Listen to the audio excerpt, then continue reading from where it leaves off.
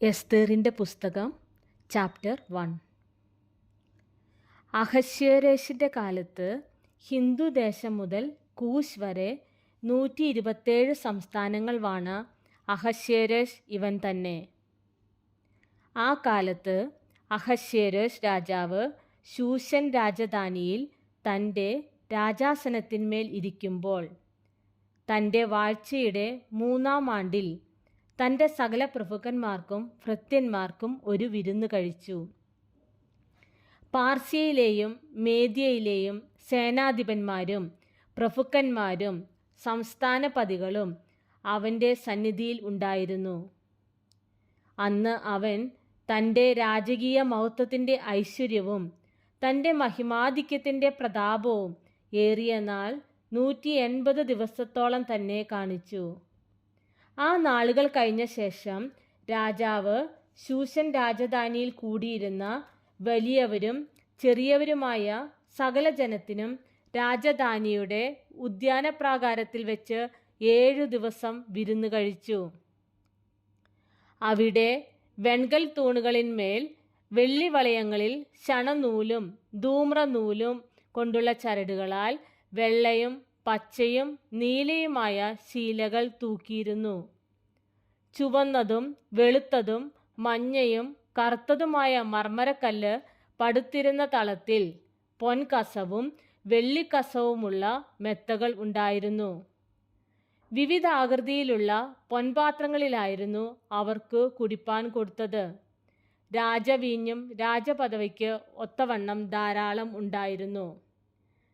എന്നാൽ രാജാവ് തൻ്റെ രാജധാനി വിചാരകന്മാരോട് ആരെയും നിർബന്ധിക്കരുത്, ഓരോരുത്തൻ താൻ്റെ മനസ്സുപോലെ ചെയ്തു കൊള്ളട്ടെ എന്ന് കൽപ്പിച്ചിരുന്നതിനാൽ പാനം ചട്ടം പോലെ ആയിരുന്നു. രാജ്ഞിയായ വസ്തിയും അഹശ്വേരോശ് രാജാവിൻ്റെ രാജധാനിയിൽ വെച്ച് സ്ത്രീകൾക്ക് ഒരു വിരുന്ന് കഴിച്ചു. 7-ാം ദിവസം വീഞ്ഞു കുടിച്ച് ആനന്ദമായിരിക്കുമ്പോൾ അഹശ്വേരോശ് രാജാവ് മെഹൂമാൻ, ബിസ്ത, ഹർബോന, ബിഗ്ദ, അബഗ്ദ, സേതർ, കർക്കസ് എന്നിങ്ങനെ രാജധാനിയിൽ സേവിച്ചു നിൽക്കുന്ന 7 ഷണ്ഡന്മാരോട് ജനങ്ങൾക്കും പ്രഭുക്കന്മാർക്കും വസ്തി രാജ്ഞിയുടെ സൗന്ദര്യം കാണിക്കേണ്ടതിന് അവളെ രാജകിരീടം ധരിപ്പിച്ച് രാജസന്നിധിയിൽ കൊണ്ടുവരുവാൻ കൽപ്പിച്ചു. അവൾ സുമുഖിയായിരുന്നു. എന്നാൽ ഷണ്ഡന്മാർ മുഖാന്തരം അയച്ച രാജകൽപ്പന മറുത്തു വസ്തി രാജ്ഞി ചെല്ലാതിരുന്നു. അതുകൊണ്ട് രാജാവ് ഏറ്റവും കോപിച്ചു. അവൻ്റെ കോപം അവൻ്റെ ഉള്ളിൽ ജ്വലിച്ചു. ആ സമയത്ത് രാജമുഖം കാണുന്നവരും രാജ്യത്ത് പ്രധാന സ്ഥാനങ്ങളിൽ ഇരിക്കുന്നവരുമായ കെർശന, ശേഥാർ, അദ്മാദ, തർശീഷ്, മേരസ്, മർസന, മെമുഖാൻ എന്നിങ്ങനെ പാർസ്യയിലെയും മേദ്യയിലെയും 7 പ്രഭുക്കന്മാർ അവനോട് അടുത്ത് ഇരിക്കുകയായിരുന്നു.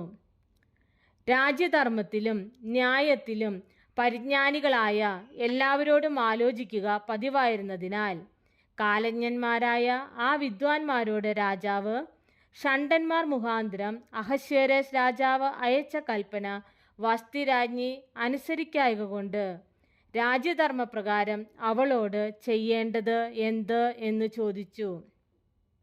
അതിന് മെമുഖാൻ രാജാവിനോടും പ്രഭുക്കന്മാരോടും ഉത്തരം പറഞ്ഞതെന്തെന്നാൽ, വസ്തി രാജ്ഞി രാജാവിനോട് മാത്രമല്ല അഹശ്വേരോശ് രാജാവിൻ്റെ സർവ്വ സംസ്ഥാനങ്ങളിലുമുള്ള സകല പ്രഭുക്കന്മാരോടും ജാതികളോടും അന്യായം ചെയ്തിരിക്കുന്നു. രാജ്ഞിയുടെ ഈ പ്രവൃത്തി സകല സ്ത്രീകളും അറിയും. അഹശ്വേരോശ് രാജാവ് വസ്തി രാജ്ഞിയെ തൻ്റെ മുമ്പാകെ കൊണ്ടുവരുവാൻ കൽപ്പിച്ചയച്ചാറേ അവൾ ചെന്നില്ലല്ലോ എന്ന് പറഞ്ഞ് അവർ തങ്ങളുടെ ഭർത്താക്കന്മാരെ നിന്ദിക്കും.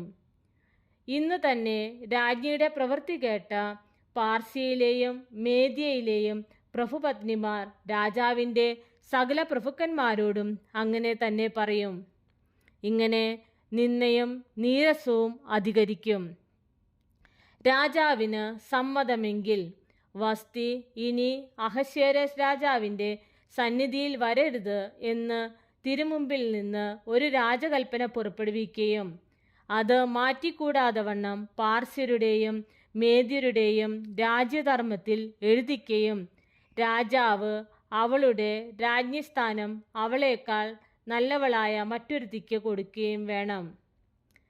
രാജാവ് കൽപ്പിക്കുന്ന വിധി രാജ്യത്തെല്ലായിടവും അത് മഹാരാജ്യമല്ലോ പരസ്യമാകുമ്പോൾ സകല ഭാര്യമാരും വലിയവരോ ചെറിയവരോ ആയ തങ്ങളുടെ ഭർത്താക്കന്മാരെ ബഹുമാനിക്കും. ഈ വാക്ക് രാജാവിനും പ്രഭുക്കന്മാർക്കും ബോധിച്ചു. രാജാവ് മെമുഖാന്റെ വാക്കുപോലെ ചെയ്തു. ഏതു പുരുഷനും തൻ്റെ വീട്ടിൽ കർത്തവ്യം നടത്തുകയും സ്വഭാഷ സംസാരിക്കുകയും വേണമെന്ന് രാജാവ് തൻ്റെ സകല സംസ്ഥാനങ്ങളിലേക്കും അതത് സംസ്ഥാനത്തേക്ക് അതതിൻ്റെ അക്ഷരത്തിലും അതത് ജാതിക്ക് അവരവരുടെ ഭാഷയിലും എഴുത്തയച്ചു.